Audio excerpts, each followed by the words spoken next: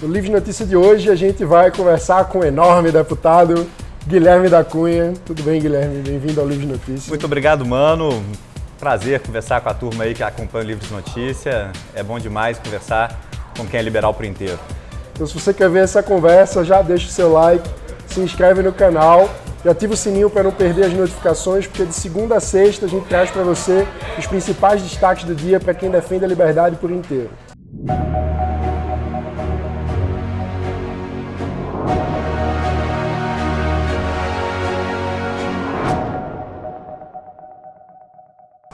Guilherme, você acabou de completar um ano de mandato na Assembleia Legislativa de Minas.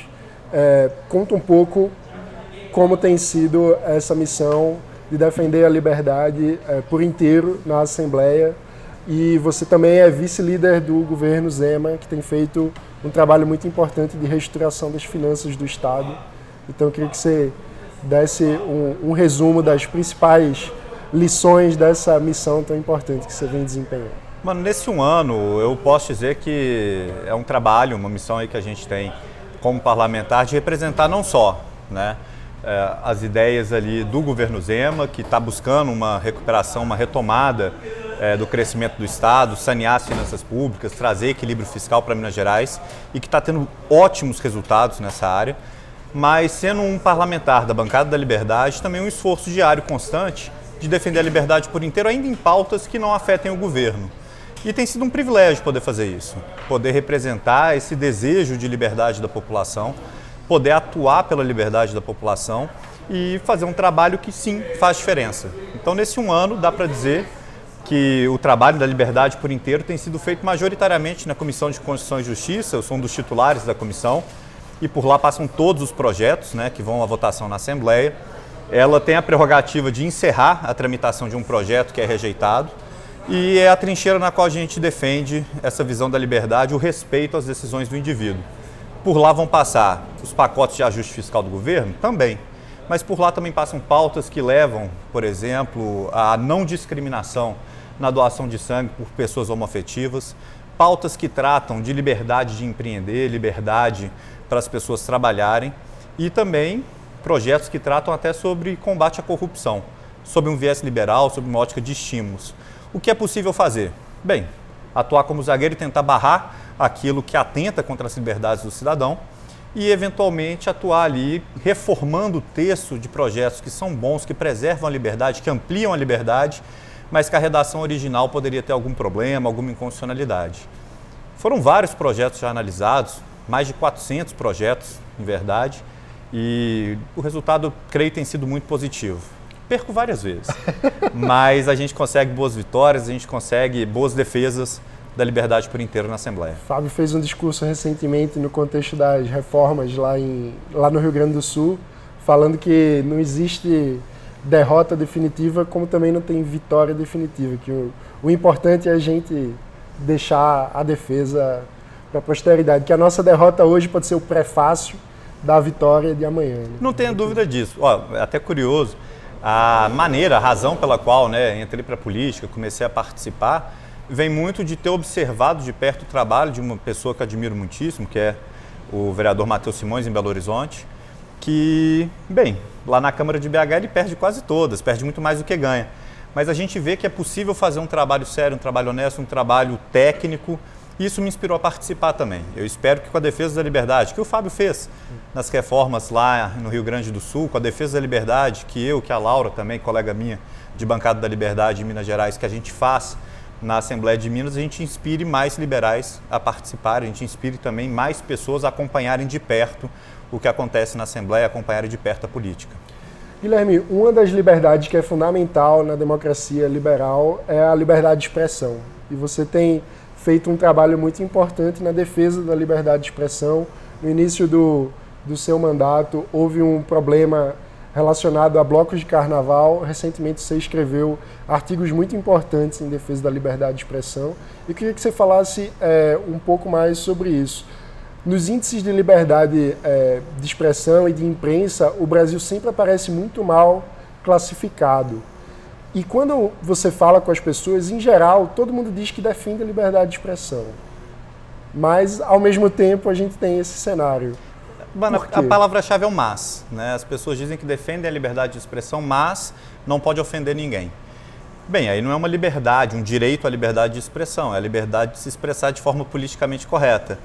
E eu acho que até além, como a gente tem aí 200 milhões de brasileiros dos mais diferentes viés ideológicos, religiões e preferências, acaba que alguém sempre vai ficar ofendido. Então, quando a gente fala da liberdade de expressão, é a liberdade da pessoa falar coisas que podem soar mal no ouvido dos outros, que podem gerar incômodo. E graças a Deus a gente tem essa liberdade, né? Porque é a partir do incômodo que a sociedade evolui. Se todo mundo em determinado momento se contenta que do jeito que está eu não critico, a gente para no tempo. Eu tenho certeza que na Idade Média as pessoas achavam que aquela era a sociedade como tinha que ser. E foram os inconformados da Idade Média que falaram coisas que magoaram, que ofenderam os ouvidos do establishment, que trouxeram a gente da Idade das Trevas para a Declaração Universal dos Direitos do Homem. Então, a gente considerar que essa declaração também é o estágio final da evolução social é ter, ao mesmo tempo, arrogância e miopia. Há pessoas que estão insatisfeitas, há pessoas que estão incomodadas e há pessoas que têm que ter voz para poder reclamar. Ainda que a gente desconsidere 90% de todas as reclamações que são feitas, ainda que 90% nos ofenda, é essencial que a gente tolere isso para aproveitar aquele 10 que nos leva adiante. E eu acho que tem um elemento fundamental, que é quando a gente acha que pode silenciar o outro, a gente está partindo de um princípio, de uma premissa, como se a gente tivesse a razão total, né? Mas se a gente tem a razão total, a gente não tem como se tornar melhor. Então, eu escrevi um artigo recentemente, chamei de A Miséria do Censor, porque no fim das contas, o censor acaba censurando a si mesmo, né? Ele se priva da possibilidade de mudar de ideia e de pensar diferente, né? Perfeito, é exatamente isso. E um ponto perigoso ainda, né? A partir do momento que a gente considera que é dado a um governo, a quem está no poder ou quem é, de alguma maneira, a maioria, ter a prerrogativa de silenciar quem incomoda, a gente se coloca numa posição muito forte de risco de ser silenciado no futuro. Se a gente dá esse poder de silêncio, né, de censura para alguém, esse alguém pode mudar com o tempo. E a sua posição pode passar a ser atacada. E você não vai ter nem a possibilidade de reclamar, de tentar convencer as pessoas de que é necessário ir em outra direção. E aí entra o perigo. Porque quando a pessoa não tem a possibilidade de, com o diálogo, de com a voz, de manifestar a sua opinião e mudar a sociedade para uma determinada direção, resta a ela das duas, uma, ou se conformar ou partir para a revolução, para atos de violência que atentem contra essa sociedade que o incomoda, que de alguma maneira o censura. Então, a liberdade de expressão é até um importante fator de pacificação social, em que pese as pessoas falarem, puxa vida, mas aí falou aquilo e provocou uma reação de ofensa, uma reação polarizadora, né? Mais claramente a questão lá do Porta dos Fundos, que a gente debateu intensamente. Provoca uma reação de violência polarizadora. Não, impede reações de violência polarizadora, porque o discurso não é violência. O discurso é debate de ideia. Violência é jogar um coquetel molotov. Violência é jogar um coquetel molotov. Então, quando as pessoas têm a possibilidade de contestarem o que as incomoda pela voz, elas não precisam contestar através da arma, da força, da violência, do atentado. A liberdade de expressão é pacificação social, a liberdade de expressão é a possibilidade da gente evoluir, é a possibilidade da gente ser melhor do que a gente era na Idade das Trevas ou do que a gente é hoje. Muito bom. Guilherme, outro artigo que você escreveu recentemente, que eu acho que é muito importante, inclusive a gente vai botar o link para quem não tiver lido ainda ler, é um que fala sobre o que é ser liberal por inteiro, e uma passagem que eu acho muito legal é que você fala sobre o problema, a confusão que é ser um liberal por inteiro no contexto polarizado de hoje, porque parece que nenhum dos lados entende bem a nossa posição, né? Quem é de esquerda acha que a gente é de direita demais e quem é de direita acha que a gente é de esquerda demais. Eu queria que você dissesse um pouco mais sobre isso. O que é ser um liberal por inteiro e como é que a gente pode lidar com essas caixinhas de esquerda e direita nesse contexto? Mano, ser liberal por inteiro é até bastante simples, é defender a liberdade das pessoas no aspecto econômico da vida, de trabalhar, de empreender, né, de ter menos regulação do Estado nas atividades econômicas. E isso é tradicionalmente associado com a direita aqui no Brasil, né? mas também significa você ser a favor de respeitar as escolhas individuais das pessoas, de tratar o cidadão como adulto, de entender que o que ele escolhe para a vida dele pode ser diferente do que você escolhe para a sua, e está tudo bem. Desde que ele não cause um perigo ou um dano a terceiros, o que ele faz com a vida dele é dele, é a maneira dele de buscar a felicidade. Então, ser liberal por inteiro é defender essas questões econômicas tradicionalmente associadas à direita, mas defender também as escolhas individuais. E aí entram pautas tradicionalmente associadas no Brasil com a esquerda. Entra defender, por exemplo, a união civil homoafetiva, ou seja, que o Estado não se intrometa na maneira como a pessoa vai buscar a felicidade conjugal dela. Entra defender a descriminalização da maconha, que é tratar basicamente o lazer do indivíduo que só diz respeito a ele mesmo como uma escolha privada, que a gente não tem que interferir. É claro que o dano a terceiros advindo da pessoa praticar um ato delicado, perigoso, digamos que uma neurocirurgia, sob o efeito da maconha, isso tem que ser combatido, da mesma maneira que é combatido dirigir bêbado. Sim. Então, o ser liberal por inteiro acaba que faz com que algumas das nossas atitudes sejam tradicionalmente classificadas no Brasil como direita, outras tradicionalmente identificadas como sendo de esquerda. E a verdade é que isso é uma definição errada, porque a gente tem uma clareza muito grande. Ou seja, não é que seja uma definição errada, é que rotulam a gente como se estivesse em cima do muro, sabe? E isso é errado. A gente tem uma definição muito clara de qual que é o terreno que a gente ocupa no espectro político. A gente sabe qual que é o espaço que a defesa da liberdade ocupa na discussão política. O grande problema é que essa polarização do Brasil passou um muro no meio do nosso terreno, né? Então a gente defende a liberdade por inteiro e construíram um muro ali no meio. E o que a gente faz com esse muro? Os dois lados ficam gritando pra gente e eventualmente nos agredindo quando a gente se recusa a abandonar um dos lados para ocupar só o outro.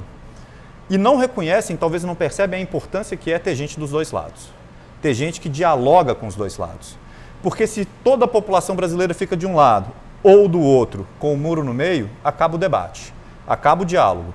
E aí a política vai virar o que a gente chama de um jogo de soma zero, um jogo em que para você sobreviver tem que aniquilar o adversário.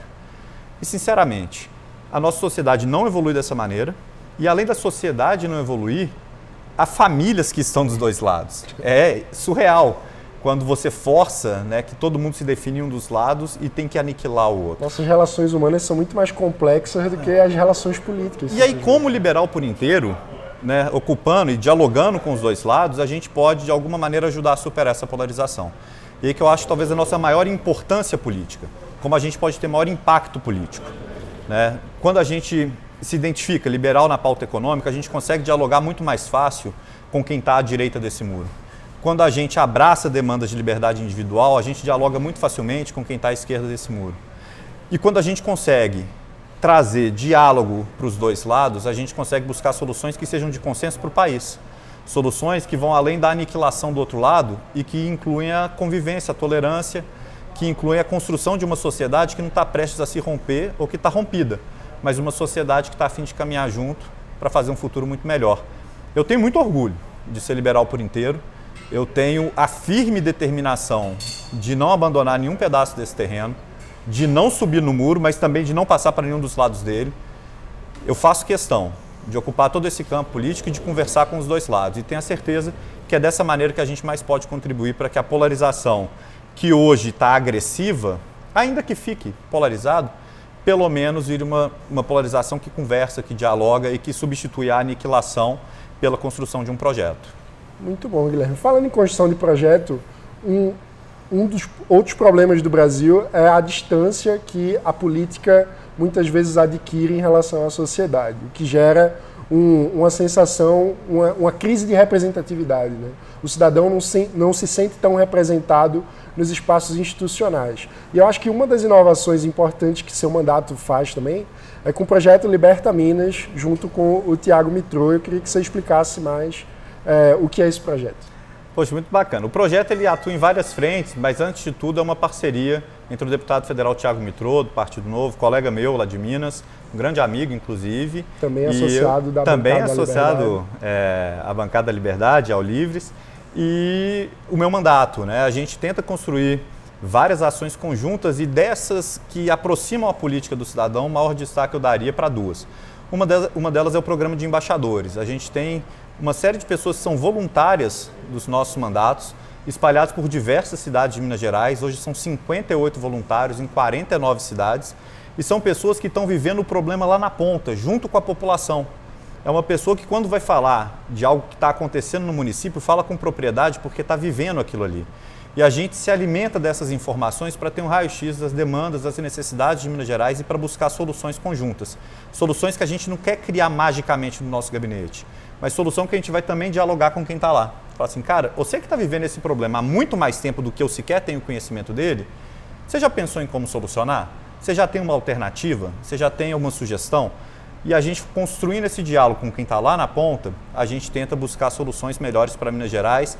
A gente tenta, de alguma maneira, também hierarquizar, né, ranquear esses problemas diversos que a gente escuta para que a gente acabe não destinando recursos demais ou atenção demais a uma região que eventualmente é mais próxima da gente, da região metropolitana de BH, mas que a gente tenha isso no estado inteiro. Né? Que é saber que o problema pode ser muito grave aqui, mas que pode ser muito mais grave em outras regiões do estado e conseguir priorizar isso. E acho que um contexto, só, desculpa interromper, mas um contexto importante é que Minas é um dos estados mais diversos do Brasil. Né? Sim.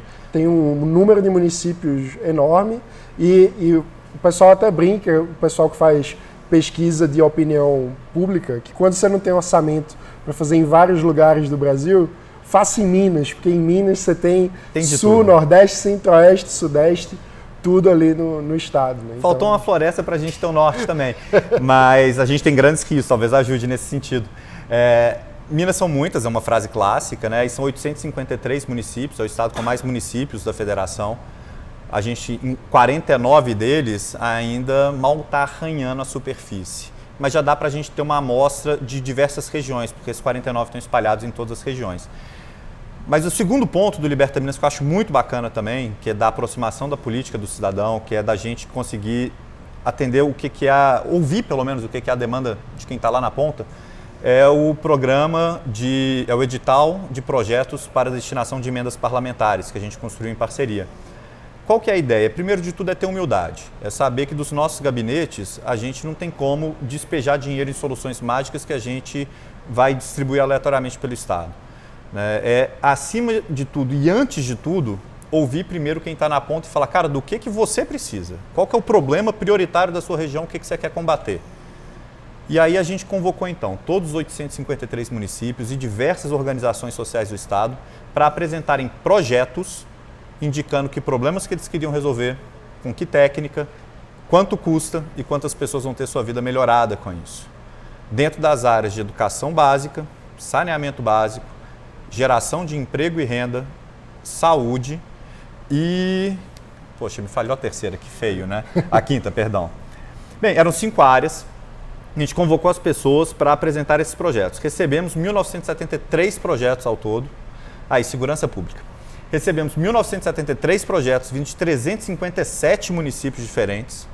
E aí passamos esses projetos para avaliação de um comitê técnico que ranqueou e estabeleceu quais eram os prioritários para receber a verba das emendas parlamentares. E, cara, a gente não olhou se a gente foi votado no município ou na região. Não olhou se a região apoiava outro candidato, se o prefeito é de um partido da oposição. Não olhamos nada disso. A gente olhou, o projeto é bom? Vai atender a demanda da população? Está bem feito? Vamos mandar o dinheiro para lá, vamos acompanhar de perto, vamos ver se vai resolver o problema. Com humildade de saber que é lá da ponta que vai vir, né, a definição do que é mais prioritário e também é lá que a gente quer que venham os projetos.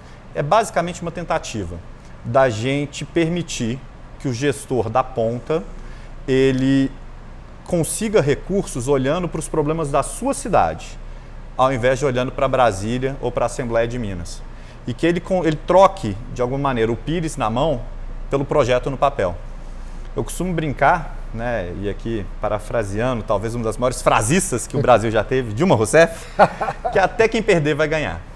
Porque a pessoa que participou do edital e não conseguiu o recurso, ela já está mais perto da solução. Porque agora ela já conseguiu ranquear e hierarquizar os problemas da cidade dela. Ela já conseguiu planejar como resolver esse problema e ela já conseguiu orçar quanto que vai custar.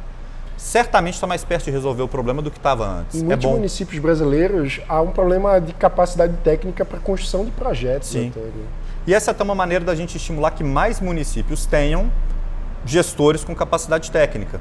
Se o que vai fazer a diferença para a pessoa conseguir, não conseguir a verba, deixa de ser a conexão política com Brasília, com a Assembleia, e passa a ser a realização de um bom projeto, a gente está estimulando, e nada melhor, né, da ótica liberal do que colocar os estímulos, os incentivos no rumo que a gente quer que as coisas caminhem. A gente está estimulando que prefeitos, que organizações sociais do Brasil inteiro contratem e tenham em seus quadros pessoas de boa capacidade técnica de elaboração e de gestão de projeto. Puxa, quem sabe a gente não consegue não apenas mudar a maneira, né, do parlamentar fazer a distribuição de verba, mas a gente não consegue também ajudar, ainda que um pouquinho, a mudar a maneira como é feita a gestão pública no Brasil, trocando o Pires pelo projeto. Sensacional. Guilherme da Cunha, deputado estadual da Bancada da Liberdade, do Partido Novo em Minas Gerais, que muito orgulha o Livres por ser um associado liberal por inteiro. Muito obrigado pela entrevista. E quem quer acompanhar mais o seu trabalho, quem quer eventualmente se tornar um embaixador do Liberta Minas, como é que pode fazer? A melhor maneira de acompanhar o trabalho, né, é ir direto no site do Liberta Minas, né? Lá vai acompanhar o meu trabalho, vai acompanhar o trabalho do Thiago, que é um parceiraço, é um cara que eu admiro muito. Vai ter ali o acesso a todas as nossas redes, né, o acesso aos links também dos artigos, você falou de artigos algumas vezes, os artigos que a gente publica nos jornais em Belo Horizonte. Libertaminas.com.br, não tem jeito de ser mais fácil, né? Libertaminas.com.br, através desse link acompanha o trabalho do Thiago, acompanha o meu trabalho e se curtir, quem sabe, se inscreve para ser um embaixador nosso, representar a gente na sua cidade, na sua região e ajudar a gente a transformar a política em Minas Gerais e a espalhar a liberdade por inteiro pelo nosso estado. Fantástico. E quem quiser seguir nas redes, qual o endereço? guilhermedacunha.novo. Mas lá no site do Liberta Minas tem também o link para isso. Então, se quiser decorar só um, decora do Liberta Minas. Muito bom. Guilherme, muito obrigado por essa entrevista. Se você gostou do vídeo, não esqueça, deixa o seu like para ele chegar em mais pessoas, compartilhe com seus amigos, se inscreva no canal e ative o sininho para receber as notificações, porque de segunda a sexta a gente traz para você os principais destaques do dia para quem defende a liberdade por inteiro. Obrigado e até amanhã.